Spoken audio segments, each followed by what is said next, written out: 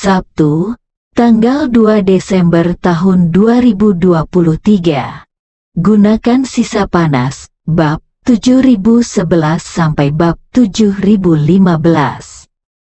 Bagi Ye Chen, Gustavo telah kehilangan nilai guna setelah berhasil mendekati Bruce Weinstein, seorang gembong narkoba Meksiko yang kehilangan kekuasaannya dipenjarakan oleh Amerika, dan putranya masih berpikir untuk membunuhnya secepat mungkin. Orang seperti itu benar-benar tidak memiliki nilai praktis. Kecuali Anda membawanya keluar dari penjara, bawa dia kembali ke Meksiko, dan bantu dia mendapatkan kembali kendali atas keluarga Sanchez. Tapi ini tidak hemat biaya bagi Ye Chen.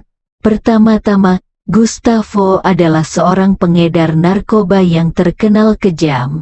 Dari lubuk hatinya, Ye Chen tidak ingin terlalu banyak terlibat dengan orang seperti itu, terutama dalam hal kepentingan. Kedua, Gustavo adalah gembong narkoba besar yang banyak upaya pemerintah AS untuk mengekstradisinya dari Meksiko. Ini juga merupakan pencapaian besar kampanye anti-narkoba pemerintah AS. Demi kepentingannya sendiri, pemerintah AS harus memastikan bahwa dia tetap dikurung di Amerika Serikat. Begitu dia melarikan diri dari penjara, itu akan menjadi tamparan bagi sistem peradilan Amerika. Pada saat itu, pemerintah AS hanya akan semakin panik dalam mencoba menangkapnya. Dalam kasus ini, bahkan jika Sanchez kembali ke Meksiko untuk mendapatkan kembali kekuasaan, dia mungkin tidak dapat bertahan selama beberapa hari, dan dia akan tetap kembali ke Meksiko, tempat ini. Oleh karena itu, cara terbaik bagi Ye Chen sekarang adalah membiarkan Gustavo menggunakan sisa energinya. Selama dia bersedia bunuh diri dan menjual keluarga Rothschild, dia dapat memberikan apa yang baru saja mereka dapatkan kepada keluarga Rothschild. Inisiatif kecil itu adalah hilang dalam sekejap. Apalagi Ye Chen tidak hanya menggunakan Gustavo. Selama Gustavo berhasil menemukan kesenjangan kelangsungan hidup antara keluarga Rothschild dan putranya sesuai dengan apa yang dia katakan, maka dia bisa hidup dengan tenang. Dalam hal ini, dia tidak hanya akan memukul keluarga Rothschild, tetapi juga menyelamatkan nyawanya, dan dia juga akan berterima kasih kepada Ye Chen, membunuh 3 burung dengan 1 batu. Saat ini, Gustavo juga memahami logika dasar dari rencana Ye Chen. Dulu, sebagai raja narkoba besar yang bertindak sebagai tangan swasta, dia tidak suka membuat liku-liku seperti itu ketika melakukan sesuatu, baik itu transaksi dengan rekan kerja atau dengan orang lain, saat berhadapan dengan pemerintah. Pada dasarnya dia punya 2 trik yang digunakan di seluruh dunia. Yang pertama adalah mengambilnya untuk digunakan sendiri, dan jika dia tidak bisa mengambilnya, dia akan langsung membunuhnya. Jadi dia tidak bisa memikirkan strategi serangan psikologis seperti itu di benaknya. Setelah memilah logika Ye Chen, dia dipenuhi dengan kekaguman dan dengan cepat memuji, "Tuan Ye, metode Anda ini sangat luar biasa, saya tidak pernah memikirkannya." Seseorang pernah merekomendasikan Sun Tzu, "Huasia Anda kepada saya, seni perang." Saya belum menganggapnya serius. Tetapi sekarang saya melihat bahwa saya masih harus belajar keras dan mempelajari kebijaksanaan timur yang mendalam ini. Ye Chen memandangnya dan tersenyum sedikit. "Kamu tidak perlu mempelajari ini sekarang. Bagaimanapun, Kamu tidak akan pernah bisa keluar dari penjara ini seumur hidupmu. Selama kamu melakukan apa yang aku katakan, kamu akan bisa untuk tetap abadi. Mari kita berbaring di penjara ini mulai sekarang." Gustavo mencibir, mengangguk dengan antusias dan setuju. "Tuan Ye, Anda benar. Saya hanya bisa menghabiskan sisa tahun saya di penjara ini." Ye Chen mengangguk, melambaikan tangannya dan berkata, "Oke, cepat rekam videonya. Setelah merekam, coba saya lihat. Jika tidak ada masalah, Anda bisa mengunggahnya ke internet." "Oke," Gustavo buru-buru berkata, "saya akan segera merekamnya." Konferensi video online keluarga Rothschild akhirnya berakhir. Tim investigasi yang dipimpin FBI juga telah tiba di penjara Brooklyn dan menemukan jalan rahasia dalam video di kantor sipir. Jalan rahasia ditemukan, dan Zhou Liangyun, yang dipenjara di bawah, secara alami diselamatkan oleh mereka. Namun, Zhou Liangyun adalah seorang penjahat yang telah melakukan pencurian. Setelah FBI membawanya masuk, mereka tidak punya waktu untuk menanyainya terlalu banyak dan segera mengirimnya ke rumah sakit Manhattan. Bagaimanapun, Zhou Liangyun mengalami hukuman mati tanpa pengadilan yang tidak manusiawi untuk mendapatkan pengakuan. Karena pertimbangan kemanusiaan, FBI harus terlebih dahulu membiarkan rumah sakit melakukan pemeriksaan mendetail terhadap tubuhnya, dan kemudian menentukan apakah dia dapat terus menjalani hukuman normalnya di penjara berdasarkan kondisi fisiknya. Dan karena dia adalah korban dalam skandal ini, untuk memastikan bahwa dia tidak menuntut kejaksaan, setelah pemeriksaan fisiknya, kejaksaan akan datang untuk berdiskusi dengannya secara tertutup.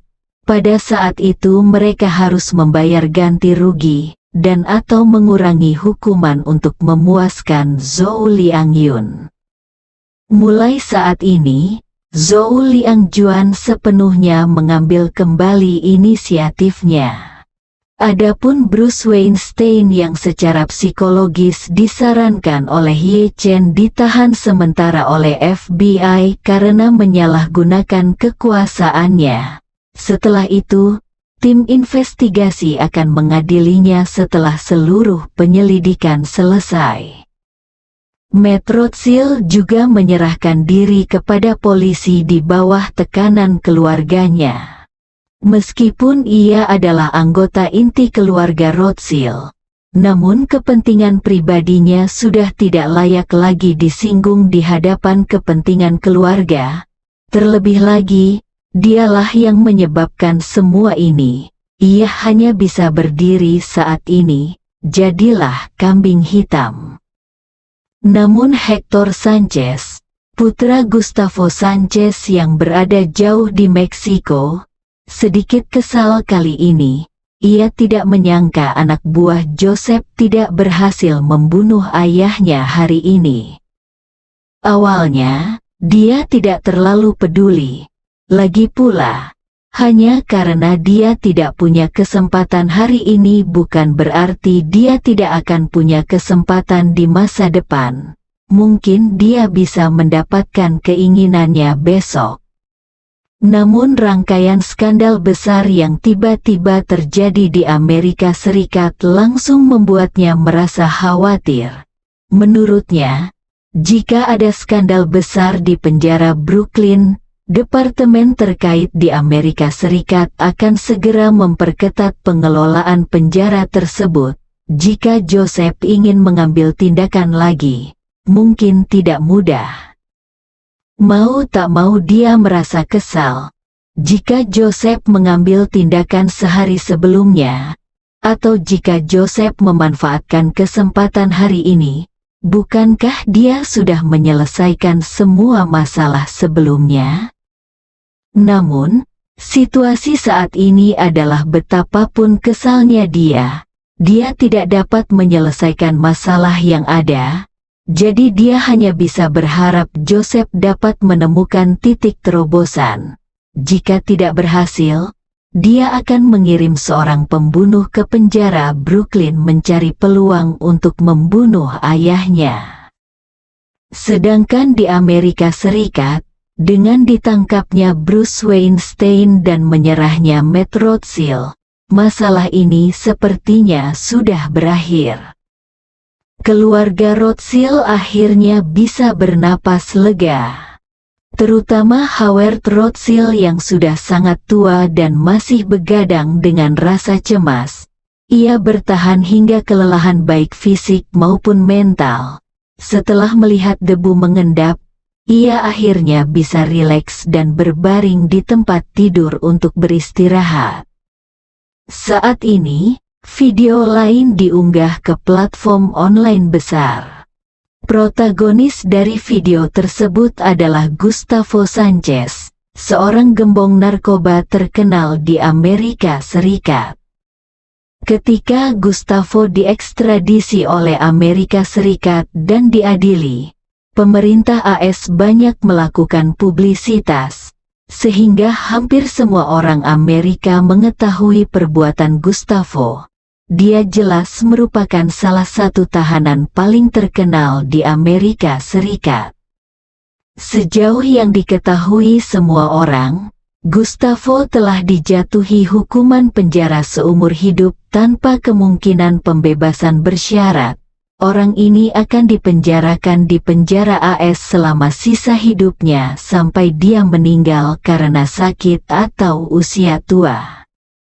Namun siapa sangka tiba-tiba, saat larut malam setelah keributan tersebut, ia melihat video selfie miliknya sendiri di internet. Seorang narapidana yang menjalani hukumannya di penjara tiba-tiba memposting video potret dirinya secara online. Hal ini menggambarkan dua hal yang luar biasa.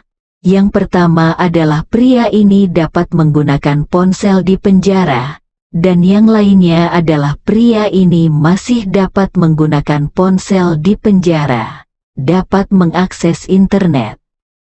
Hal ini membuat netizen Amerika pemakan melon sangat tertarik. Konten dalam video Gustavo pun semakin eksplosif. Di awal video, dia berkata ke kamera dengan marah, "Halo semuanya, saya Gustavo Sanchez dari Meksiko. Saat ini saya berada di penjara Brooklyn di New York, AS. Saya ingin menuduh keluarga Rothschild di sini. Itu karena keluarga Rothschild yang tidak tahu malu melanggar janji mereka dan menikam saya dari belakang sehingga saya hampir mati di penjara Brooklyn pada siang hari ini." Saat video mencapai titik ini, semua penonton merasakan ledakan kejutan dan kesenangan yang luar biasa. Tanpa diduga, melon besar lainnya datang di tengah malam, dan itu masih melon yang sangat besar. Salah satu gembong narkoba terkuat di dunia pernah mengobrak-abrik keluarga terbesar di dunia di penjara. Drama semacam ini tidak bisa disebut tahunan, dan mungkin bukan gilirannya untuk mengalaminya dalam 3 hingga 5 tahun. Justru karena identitas orang yang terlibat dalam ledakan itulah viskositas dan tingkat retensi video ini menjadi sangat tinggi sejak Gustavo menunjukkan wajahnya. Hampir tidak ada yang akan menutup video ini saat ini. Semua orang ada di komputer atau di depan layar ponsel, menonton tanpa berkedip.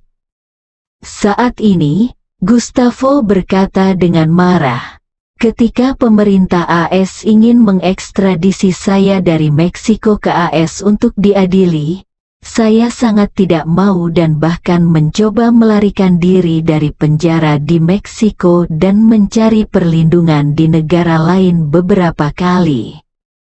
Itu adalah Rothschild. Orang-orang dari keluarga De menemukan saya dan berjanji kepada saya bahwa selama saya berhasil diekstradisi ke Amerika Serikat oleh pemerintah AS, mereka pasti akan memasukkan saya ke penjara yang dapat mereka kendalikan sepenuhnya dan membiarkan saya menikmati kondisi kehidupan yang sama seperti di luar penjara. Mereka bahkan berjanji kepada saya dalam beberapa tahun, mereka akan membantu saya mengoperasi, mengubah hukuman non-pembebasan bersyarat, dan membiarkan saya kembali ke Meksiko untuk pensiun. Karena itulah saya dikirim ke penjara Brooklyn oleh keluarga Rothschild. Pada awalnya, keluarga Rothschild memenuhi janji mereka dan memberi saya kondisi yang relatif menguntungkan. Tetapi saya tidak pernah bermimpi bahwa keluarga Rothschild yang terkenal mengkhianati kepercayaan mereka begitu cepat. Mereka menyewa pembunuh dari penjara untuk melancarkan serangan maut terhadap saya, dan saya hampir mati di tangan mereka. Berbicara tentang ini, Gustavo berkata dengan sangat sedih, "Hector, anakku yang baik, kamu tidak boleh jatuh ke dalam perangkap Amerika. Jika ayahmu meninggal, kamu harus melakukan apa saja untuk membantunya, balas dendam, dan kamu harus ingat bahwa mulai sekarang, keluarga Sanchez tidak boleh bekerja sama dalam bentuk apapun dengan keluarga Rothschild. Mereka adalah sekelompok orang yang pengkhianat dan tidak tahu malu." Segera, Gustavo menambahkan, juga, semua anggota keluarga Sanchez harus ingat bahwa persatuan dan kesetiaan adalah kunci kelangsungan hidup keluarga Sanchez. Oleh karena itu, tidak seorang pun, dalam keadaan apapun, boleh mengkhianati keluarga. Ini adalah tegangan tinggi garis keluarga kita. Jika ada yang berani menyentuh saluran tegangan tinggi ini, tidak peduli siapa dia, seluruh keluarga Sanchez tidak akan membiarkannya pergi. Bersambung.